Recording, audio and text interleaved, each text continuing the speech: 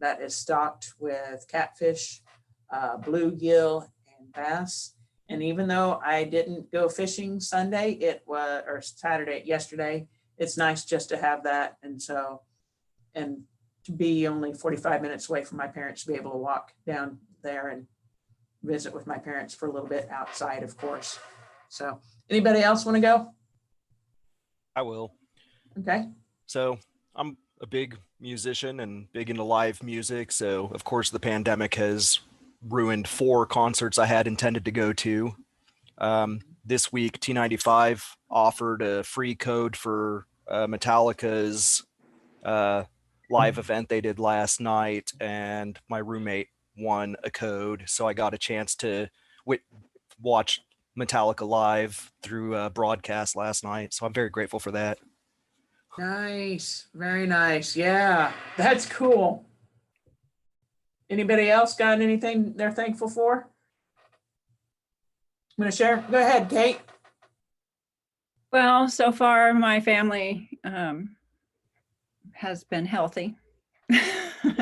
But I did find out that my brother and his wife have COVID, and they're still at home, but I'm not sure. I haven't heard back from him. But my immediate family, we've had four self quarantines since last spring, because all my kids are essential, sacrificially workers. So everybody's been, those who are working outside the home have been exposed directly, which means the rest of us have to quarantine too. Right. But they never did come down with it. So I'm just thankful that we have been spared so far. Good. Yeah, no doubt. I know. I keep hearing I've had a sister and her husband have tested positive, friends. It's wow. While I'm thinking of it, everyone, or not everyone, but those of you that are graduating in December, or I guess, well, yeah, you'll still be graduating in December. Please put or email me your mailing address so that we can mail you a stole, so that when it comes time for you, you can walk across the stage or you can take your pictures with it. But we do have an Osher Scholar stole to send to you. So I'm going to go ahead and put my email address in the chat box here. So send me an email if you need a stole because you are graduating this semester.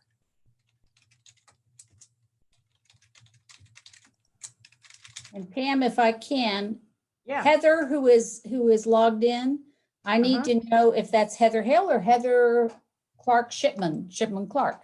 Oh, So- yeah. If you haven't put your name, full name into the chat box, please do so.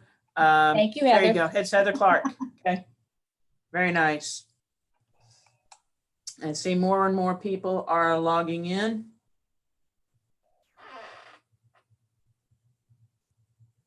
And to be respectful of everyone's time, I know I will be sending out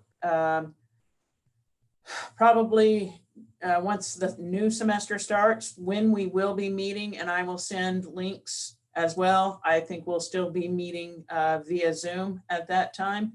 When I do, so please log on immediately at even a few minutes before that time, because I am very much a person who believes on being on time, being respectful of that time. So please do so.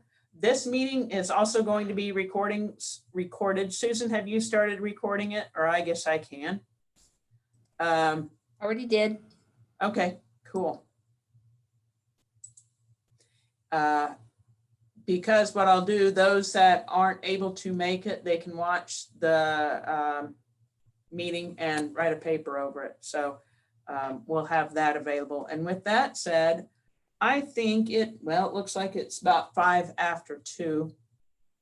If anyone else wants to type in or talk about what they might be thankful for Thanksgiving, we'll give it just a few more minutes because I can see that we don't quite have everyone.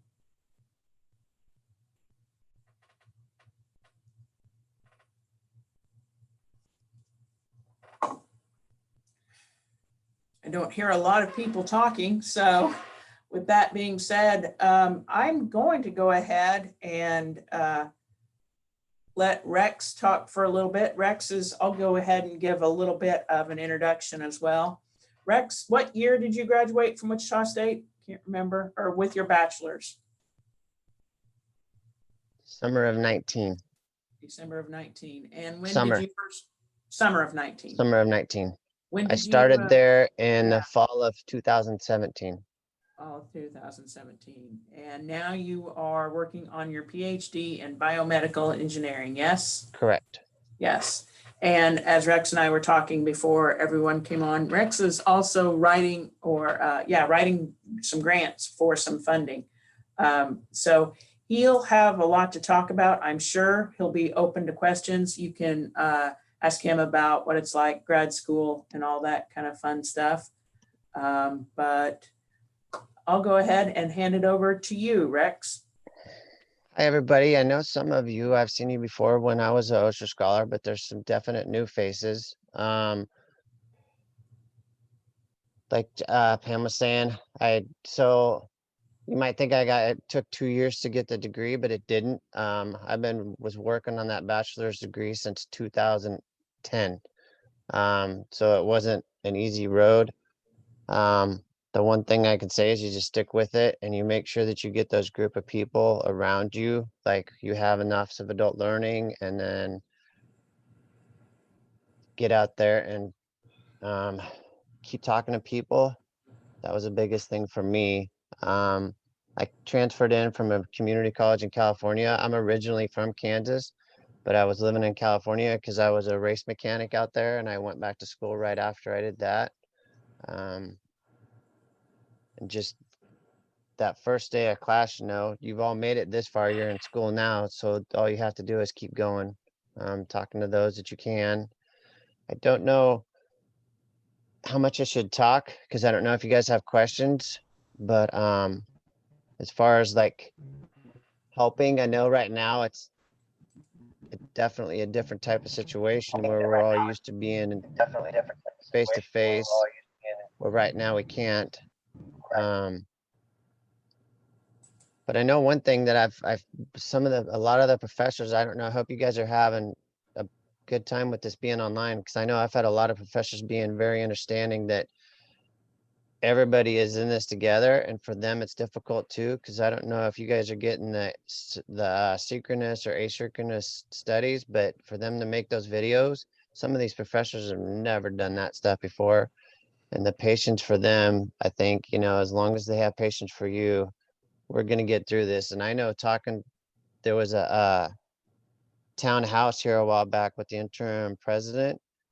We're going to be on this for a while, I think, from what they said. So we just hope that we can make it through it, and hopefully there'll be a normal sometime soon. Rex, can you talk a little bit about how you utilize the Office of Adult Learning, not only just the scholarship, but services and what have you? That's good. So when I first started at Wichita State, I was going through my advisor, and she had me taking classes that I was going to be retaking over again the next semester. And as adult returning students, you're on a time limit, right? Like you can't be going to school for 20 years because you still have to have a life afterwards. We want that education, but it's not supposed to take forever. I came back into the office. This was after I'd been accepted as an Osher Scholar, and talked to Susan. I said, I don't think this is going to work for me. And she's like, why? And I was like, because I can't keep taking classes over every year. She got on the phone within 5 minutes. I had my chair calling me up. You need to come and talk to me now. We got to get this thing figured out. That was worth more than the money at all, because if it wouldn't have been for Susan having those connections to know who to call, I wouldn't have got that bachelor's degree. Because as soon as she called him, he called me into the office. It was 20 minutes before our class was supposed to start that he found a class. They were going to make me take anatomy and physiology again. And I had already taken an anatomy class at the community college. It was one of the hardest classes that I'd ever taken. And I wasn't about to take that class over again when I'd already passed it. And so my chair at the department is Dr. Jorgensen, and he got a hold of a professor in exercise science and got me into a class that was already waitlisted. And so having that connection with the Office of Adult Learning is definitely a benefit, because they understand our lives are quite a bit different than the 18 to 25-year-old, and they're going to do whatever they can to make sure that we succeed. And having that backing is huge. So for me, that was, I'm not going to say I didn't like the money, because the money is great, but the other things that go along with it. And when Also, we weren't under COVID, I was coming in for a cup of coffee every day too. there you go. So that was Yeah. a thing as well, is because you're struggling through your day and you can come in there and have that cup of coffee and just, what's going on? How's your day going? You know, that communication is so huge. I notice myself, and that's why sometimes I like to Zoom, because when we're wearing a mask, I'm a very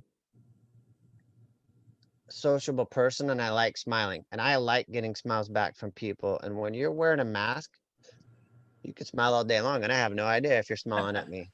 And so that's, for me, is a big thing, is that even though we're not face to face, I can still see you guys, which is great, and interact, instead of us just being in a computer world where you just watch a video and that's class. So that was a big thing for me too, is just a social interaction with other people that are the same age as I am, and understanding that, you know, even though some of those classes might be hard because you think you're the odd one out, I found that a lot of the students, being an older student, they gravitate towards the older generation because of the knowledge that we have and the different ways that we have to look at stuff. Hey Rex, can you also, I was thinking, I know your backstory of why you came and when you came and all that, but can you talk a little bit about how that happened? You know, what brought you, what circumstances that, you know, oh, I've got to go back and get my degree now. If you talk a little bit about that. So straight out of high school, I realized that college wasn't going to work for me because it just wasn't on that path. Talked it over with my dad and my grandma. They were very influential in my life. My stepmom as well. I went to motorcycle school right after high school and became a motorcycle mechanic. And I did that as a shop mechanic for about 9 years. During that time, I started working with a lot of racers, local racers, and then one of my riders suggested that I start applying professionally to different race teams. So that's what took me out to California, and I did that from 2002 to 2010. Of course, we all know what happened in 2008, where the market just fell out, right? So I'm making really good money on a race team, having the time of my life, and my salary gets cut in half. And I'm like, whew. So that was a difficult year, because in 2008, and I don't know what it was like out here in Kansas, but in California, the schools were impacted. So there is so many people going back to school to rebrand themselves. So you would have to wait for a semester or two just to get some of your general ed classes. And that's when I was like, all right, if I'm going to do something, I have to figure it out. And I didn't want to lose. So did I say, you said the biomedical engineering? Because that was, so when I went back to school, they actually had a career and life planning class, which was one of the best things that I ever did. Because once you've been out of school for 20 years, and now I've got to find a new career, I didn't want to waste all that experience that I had from before.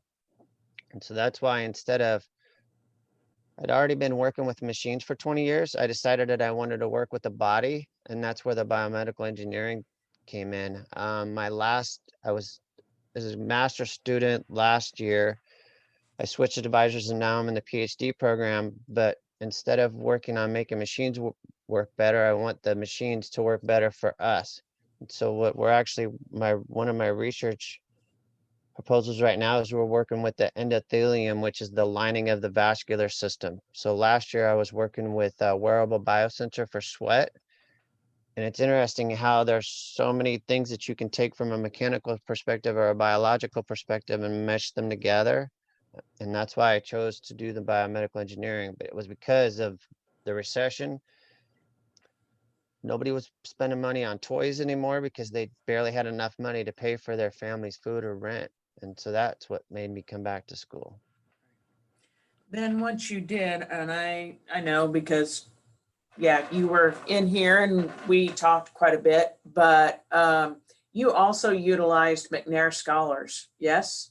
Yep. So you want and to that talk was- about, so those of you thinking maybe, hey, I'll go on, get my master's degree or whatever it is, talk about the McNair Scholars Program, please, and so how I they learned helped you. about I learned about that in an Osher meeting, I think, and I don't think the individual that introduced us to that is an Osher scholar anymore. I don't see her here. But anyways, it was in a meeting. And so the McNair Scholars, it's not a scholarship similar to the Osher Scholar where you apply for it and you get your bachelor's and it's a certain age group. It's a first generation student with the intent to go into a graduate program. And from what I remember, most of it, it's not just for a master's, but it's to go into a PhD program. And it's here at Wichita State. And so how they got us started is you go in and you talk to Ashley or you talk to LaWanda, and then they start probing why you wanted to go through with this and why it's important. And I don't know if anybody knows. So Robert McNair, Dr. McNair, was one of the individuals that died on the Challenger crash. And so when that happened, they have put money aside into this program for him because he believed in people and that education is very important to continue society growing.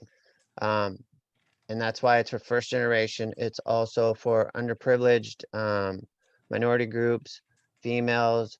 So they're trying to uplift people. And especially, as a first generation student, it's very difficult if you don't have somebody to look up to help you through all of this. Yes, they're always looking. And so one of the biggest things with them is that you have to do a presentation of your research. So it's research driven. So they want you to go out and find a mentor in your discipline, like your major, and do research with them. And then you're going to present that research that coming summer. So it depends on when you get in there too. If you're a junior, you could do it for 2 years. If you're a senior, it's for 1. They want you to be in there earlier than your senior year so that they can help build stuff up, because they're going to help you apply to grad school. They're going to help you write letters to get into schools. They're going to do all that. And as a McNair Scholar, your application fees are all waived to any school that you apply to. All you have to do is reach out to that school and say, I'm a McNair Scholar. They send you a waiver. You don't pay anything. But you got to make sure that you get in there soon enough to get that code. I applied to Texas A&M. I didn't get the code early enough, and it was $150 that just was gone. But they will help you through every step. And this research that you do, you can choose, your advisor and you can choose to publish it in a journal, or it can be a summary. So because my advisor and I were wanting to publish this into a large peer-reviewed journal, we just did a summary. And it's actually in I'm not at my house, but it's in the McNair Scholar office. It's a thick book that they have every year of everybody that is presented. And after you present, it's a $2,500 to take care of the research, anything that you need, help. But it's not just a scholarship that you go in there and you work for a year and then you get out. They really want students that are applying for graduate school. So if anybody's thinking about that, I would highly recommend it. LaWanda, Nisha, Ashley, they have writing tutors to help you out with these things when you're doing them. It's a little bit different since everything's online. Their summer symposium this year, it was all virtual, but you could go in and look at the speakers. They uploaded videos and did all of that. So I would highly recommend. And it's also the more of a network that you can build up on campus, there's going to be somebody, if they don't know how to do it, this one's going to know how to do it. And that's this one, it's like Susan and Pam. If they don't know, they're going to go find somebody who does. And if that one doesn't know, that's where you get this network built up. And lately, if I talked with this PhD program, when I went from one advisor to the next, I got filtered right into the next spot. And I am so happy for my new position. It's just very grateful for Wichita State for where I'm at right now and what they've done. And it all started through the Office of Adult Learning, because that's the first contact that I had at school. Cool. Does anybody have any questions for Rex right now about either, what he did like as an undergraduate or what he's doing now or anything like that? I think there is. I'm looking here. So there's a little button at the bottom of your screen called reactions. And what I'd like to do real quick, I think you can like either clap or there's a thumbs up. If you are thinking of going on to grad school, or like I know Eric has talked about studying for the LSAT for law school, if you're planning on doing that, would you give me a thumbs up or an applause or something like that? I'm just curious how many of you. Bill, I see you. Thank you very much. Jen, it looks like you've got yours up. Nice. One thing to Heather? mention with McNair is that it's not for med school. So there's certain disciplines. I know that med school was one of the things that they don't do. It's I can't remember the reason behind it, but I think that's the only one that if you're thinking about going on for an MD, that program will not work for you. But PhDs, definitely not a problem. Oh, one other thing. You get, I think it was like 3 free GRE tests too. So like that's something that you have to pay for to go to grad school, and you get those tests for free when you go to the McNair office as well, because they will give you codes to take those tests. And I took many like pre-tests. It's completely different when you sit down there in front of that computer screen, and it is not what you thought it was going to be. And so having those opportunities to do it for free, it's huge, because they cost quite a bit of money to take. Talk about, for those that don't know, what the GRE is. So the GRE is a graduate placement exam. It's just like the MCAT for medical school. In order for you to get into a graduate program, you have to take this exam. I didn't do as well I was hoping to, but luckily, because I'm at WSU and I got my bachelor's degree here, they can waive it. Not all schools hold you to it anymore. The whole idea of standardized testing, some schools require it. Some schools realize that doesn't make the person.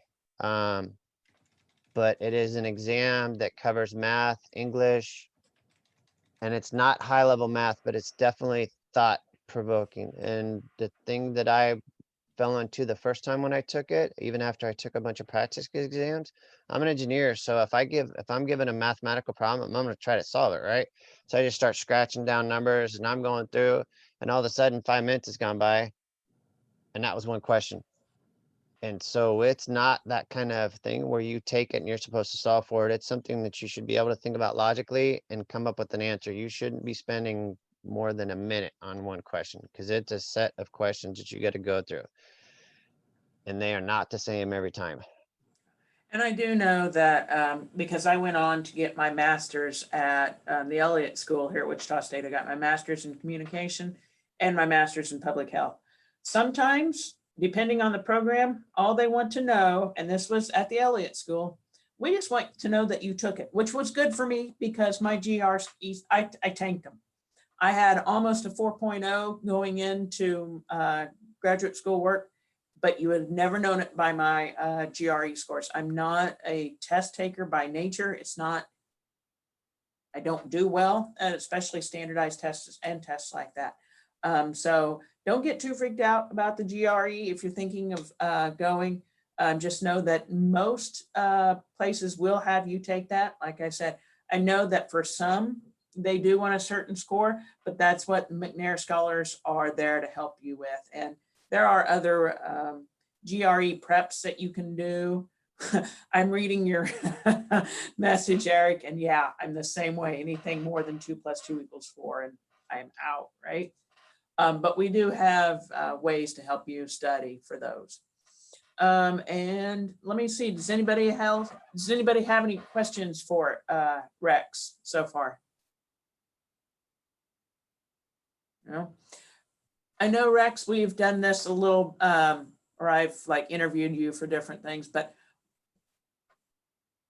talk about what would you, looking back, at your time at WSU as an adult learner, what's the best advice you can give to someone, who is an Osher Scholar or, thinking about going on or just being an adult learner? Reach out to your professors and go to their office hours. I mean, you hear it from the professors all the time. They have that time set aside for you. Last week I'm in a data mining class right now, and it's very heavily computer science, and that's something that I'm struggling with. But for my new endeavor, it's something that I have to have now, because it's going to be a lot of machine learning, artificial intelligence. So it's all computer programming. And I've been struggling a little bit with it. And it's hard trying to get into your office hours as an adult student because you might be working during their time. But if you can't make their time, all you have to do is send them an email and they will schedule a time to meet with you. They became professors to teach because there's plenty of other jobs out there where they can make a lot more money with that kind of intelligence. And so for me, throughout my academic time, I've for sure learned more taking that 10 minutes or 15 minutes just to be like, hey, I don't understand this. And that's one thing as an adult student, it's hard to swallow that courage and be like, I don't know. And that's okay. Yeah. Because that's why you're in class. If you knew it, why would you be taking the class? And that for me is the biggest thing for me, is to reach out to the professor and they will try their best. If they explain it in class and you don't understand it, when you go into their office hour, they will try multiple ways to make sure that you get what they're trying to talk about. The hardest thing, this is Susan, she's got a question here. The hardest thing Oh, okay. about WSU and going on to grad school,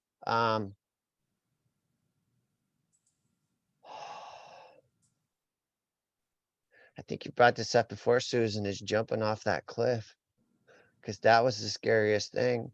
I mean, you're in undergraduate school and you're doing this, and that's pretty scary. And now I've just taken 9 years to get my bachelor's degree, which should be like a 4 or 5 year from what they say, which I don't think so, but whatever.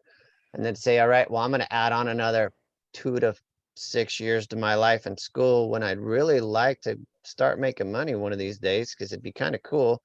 I'd like to not be the student salary anymore, but that and as an undergrad, I want to that's one other thing too. I mean, you've all came in here and you're an Osher Scholar and you've applied for these scholarships. Make sure that you apply to any scholarship that's available at school. If you guys don't know about the foundation office and all the opportunities for money that's on campus that's not being utilized, you have to apply. If you don't know what's available, go and send an email to your college and be like, hey, I'm an adult returning student. I'm looking for opportunities that might be available out there, because there's money that doesn't get used. There are You know what? different. Right now, I'm going to put I put a link into chat and it'll take you to our scholarships page. And you can just kind of go through there. As you can see, there's some for high school students, there's some for transfer students, and they've got a lot of quick links and stuff like that. So you can go in to make sure that, you're getting the most aid that you can. Also reach out to our friends over in financial aid. They are wonderful. They will help you. I know that, sometimes things happen. They can recalculate. They've talked about if you get divorced and your income, suddenly in half or even sometimes more than that, go talk to them. They can recalculate your aid right in the middle of the semester. So if anything like that happens and you ever need it, I can always shoot you an email or I'll transfer you over, if you happen to call me. The Office of Financial Aid is wonderful to work with. I know we have Angie Zorland come in, we work directly with her to get all of our scholarships in order and everything. And she has come and talked to you guys. I think that was two semesters ago. But we'll probably have her come in again, maybe in the spring, and talk about financial aid and all that kind of stuff. Kind of on that line then, is there anybody else that you guys would like to have come talk? Maybe is it someone from Student Health or the Radigan Student Center or the Heskett Center, maybe somebody that you would like to have come talk to you guys about what they do at Wichita State? Because I've been really successful or really good about being able to get people in, especially now that we're able to do it Zoom. They can join us and talk to us about what's all available at Wichita State. If anybody has any ideas for that, please let me know. Rex, do you have any other words of wisdom or anything? Right when you brought that up, yes. Okay, go for it. If I just had this with another professor, if you don't say something or you don't ask, nobody's going to know that there's a problem, because they're going to think that everything is working just fine. And that's the one thing that I've learned, is that as a GTA too, because now I'm a graduate teaching assistant, so I actually have to grade undergraduate papers and stuff. And if you don't ask a question, that professor's going to think everything's hunky-dory. And it might not be, just because you don't know the question to ask. Because I've been through that before, where they ask, does anybody have any questions? And it's like, sometimes you don't even know the subject matter to be able to create a question, because it went right over your head. So make sure that if you have that opportunity to ask questions, and then more than not, I talk more in my classes than most of the other students do, just because I'm older and I came back to school to learn. And I think that's a big deal for the returning adult student, is you're not doing this because you got out of high school and somebody said you need to go get a college degree. In my heart, I don't feel that way, because that's, for me, I came back to school because I know that I have to rebrand myself. And so if you don't understand, the professors aren't going to know unless you say something. So that's a big takeaway for me, is that even if you don't know how to phrase a question, just to bring it to light allows them to know that, hey, there might be a problem here. Because trust me, if you don't understand it, you're not the only one. Hey, I just thought of something because I was a GTA too. How did you get to be a GTA? And two, talk about the experience. What do you like? What do you dislike? I mean, what's it like to be a GTA? I've learned more being a GTA than I ever did in class. Right. The whole reason is because now I have to grade all of these papers. And you realize where somebody is having a problem or somebody isn't having a problem. So I guess I'll go back to the first question. How did I become a GTA? So as a graduate student, not everybody has to, it depends on your college.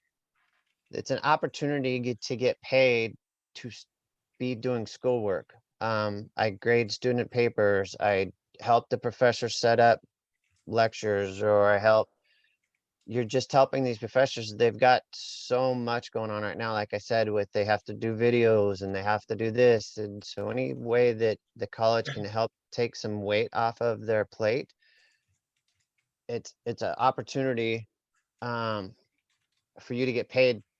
That way you can stay at college and not have to go find some off-campus job that's taking you away from stuff. As I've been a GTA, my coding skills, I was just barely scratching the surface until I started to have to be a GTA. And now when I go through grading, I have to know where all of these problems are coming from so that I can help the student. Because before I just reached out to the professor, they help you out and you move to the next thing. But now I'm the one getting the questions asked. And so I had to go figure it out. I had to dig deeper than I did as a student to figure out what was going on. And seeing the mistakes that the students make. And it's like, all right, I was actually doing a pretty good job, because when you get into your head, when you're working through some of this stuff, you're like, this is my personal experience and it has nothing to do with any of you guys. I would lose confidence because I'm like, man, I should be getting this. And then you talk to other people and they're like, we don't understand it either. But until you actually hear it from somebody else that they're struggling, I would get in my head. But now that I'm grading, I can see, okay, there is that struggle there and it's not just me. And the more that I can help others learn, because I will reach out to some students and be like, hey, I don't want to make you feel uncomfortable, but would it be okay if I kind of help pointed you in a better direction? Because I think you're going to carry this with you for the whole semester. We need to get this taken care of before it becomes detrimental. And so for me, there's a multitude of it. I get to work with my advisor. That's in my PhD program.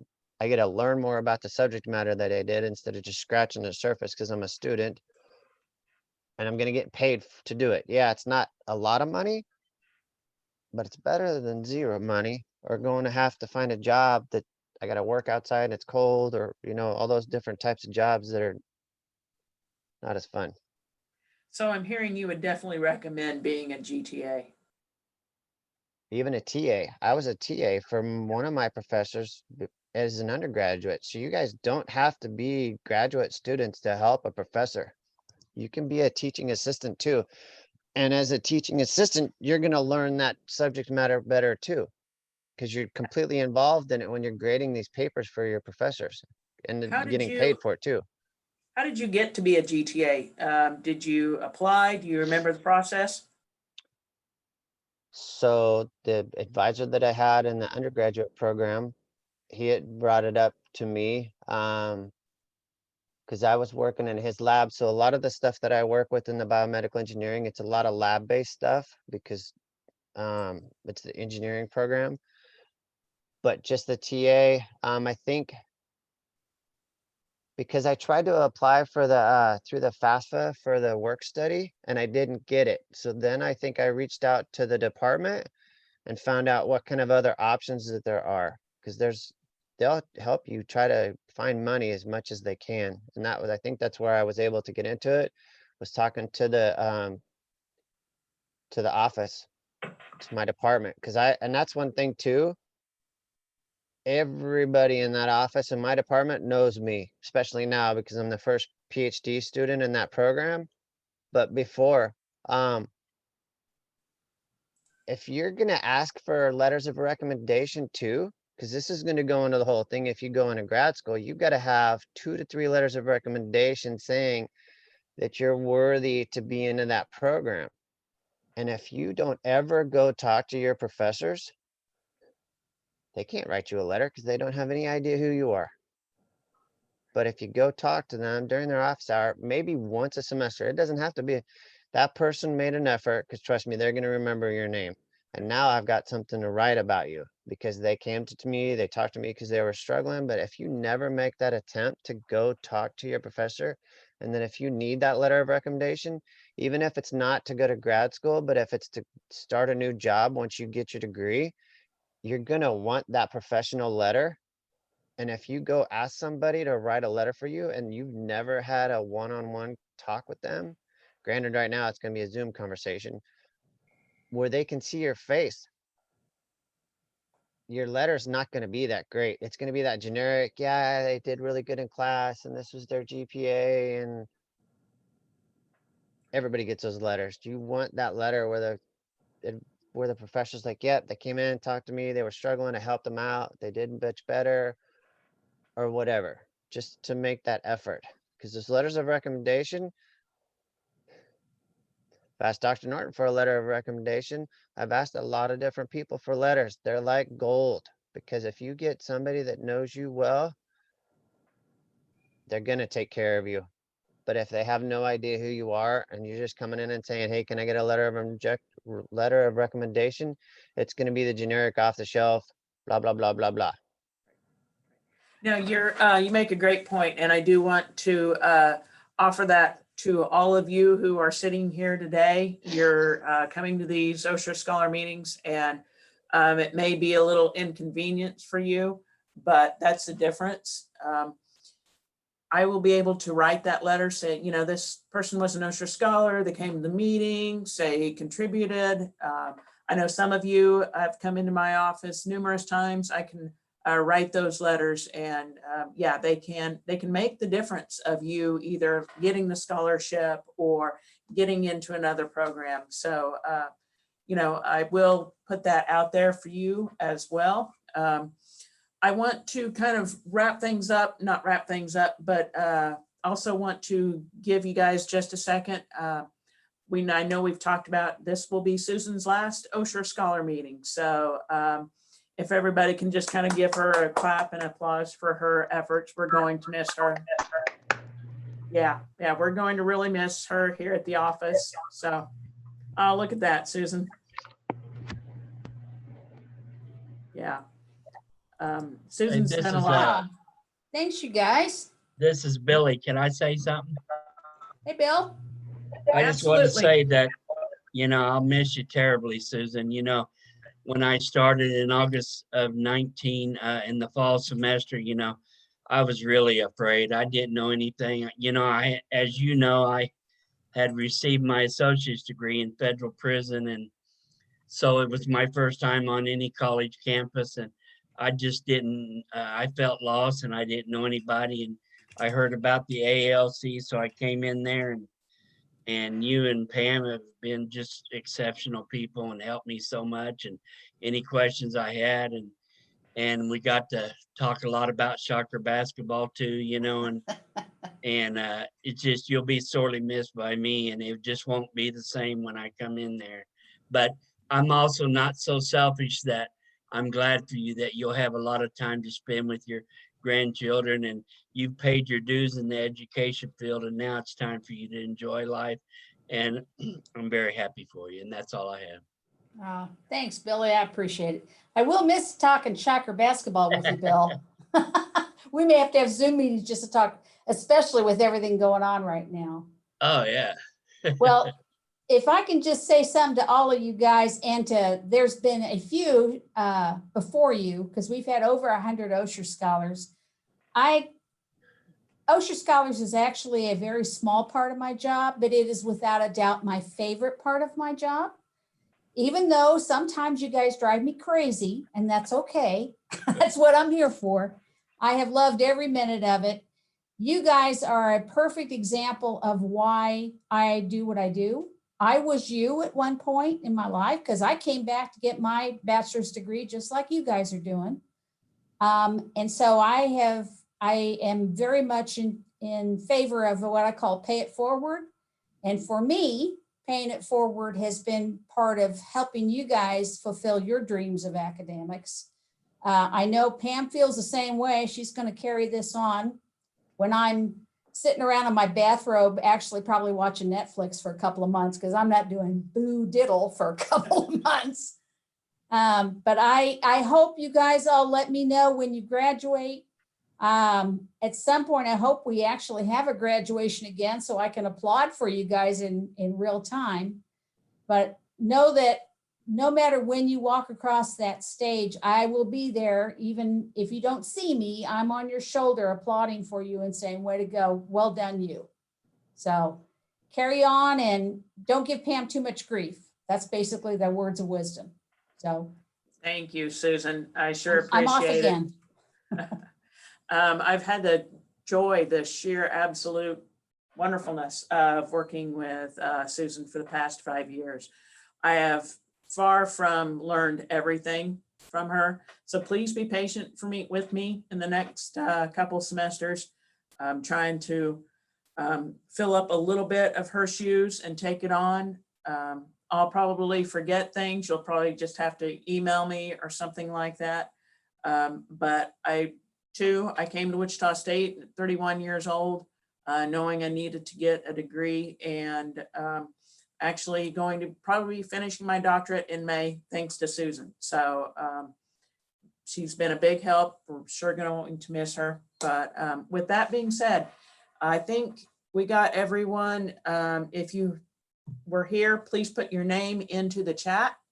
If you are graduating in December, even though you won't be walking in December, please put your mailing address or email it to me. I'll put my email address in there, and I will send you an Osher Scholar Stole just so that you have it. And at some point you'll get to walk across that stage. I was here, Billy Wilson. I love it. I love it. I think that's it. Is there anything else anybody wants to chat about or any questions? Oh, Steve, Susan already sent you one. Good, good. Any questions for Rex or anything? I do have one question for Rex, if it's okay. Absolutely. Knock yourself out.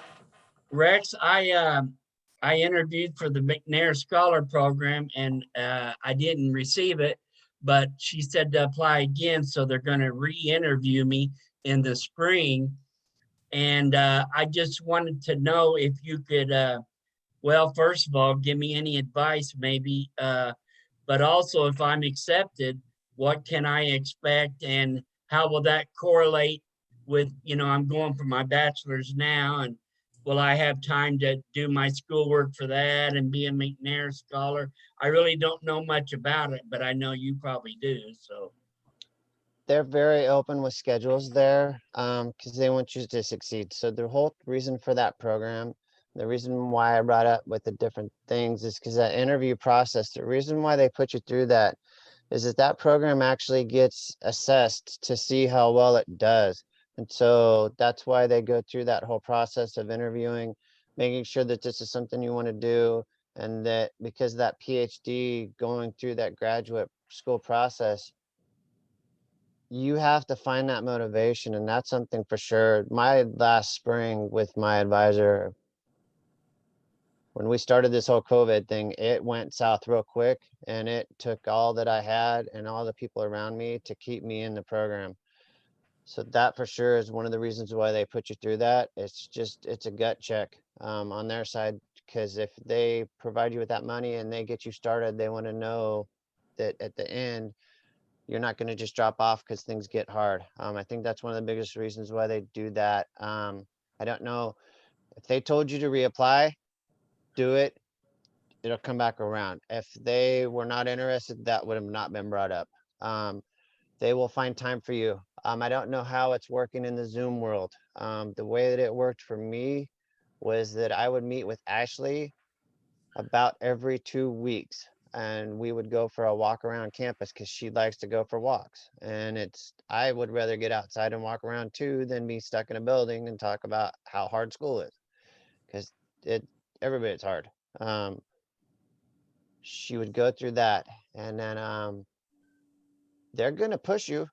I'm not going to tell you it's going to be easy, because I mean, you do have your schoolwork. My last semester, so I think I took 15 units in the fall, 16 units in the spring, and then I had to take class in the summer too. And at the same time, you're applying for grad schools.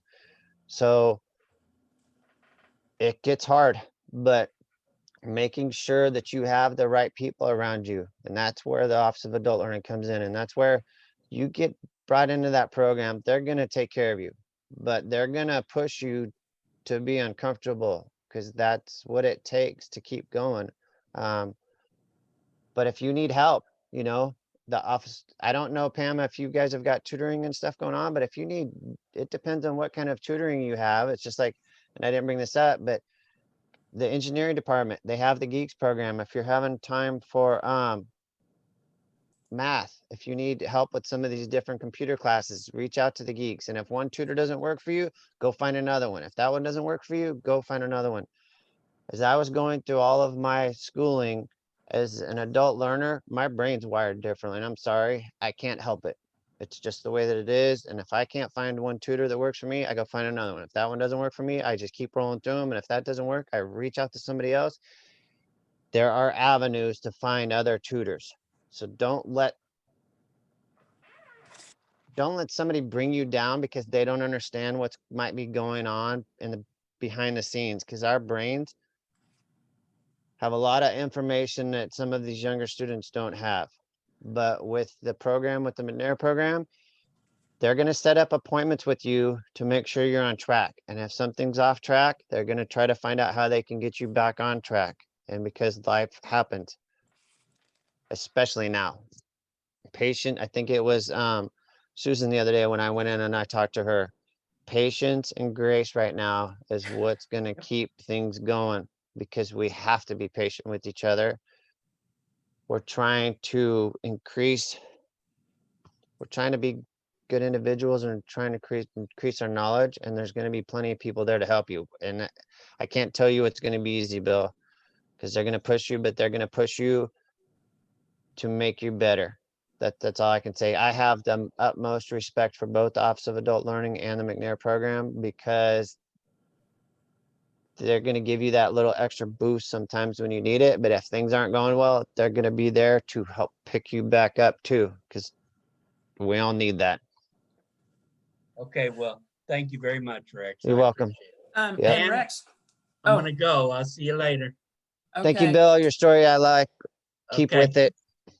I will say this, I do know that from the McNair scholars, Eric, you were asking, I talked to Ashlyn and Wanda. They are full right now, but they will be looking for new students in the spring. So that may be why Bill wasn't able to get funded through that. But just remember that. And if you need contact information, please let me know. I can put you in touch with them. Any other questions or anything? It is 2:52. We can go ahead and call it a day unless anybody has any other questions. I'll hang around as long as anybody else wants to hang around. Other than that, have a happy Thanksgiving, Merry Christmas. You'll hear from me in January or February, all right?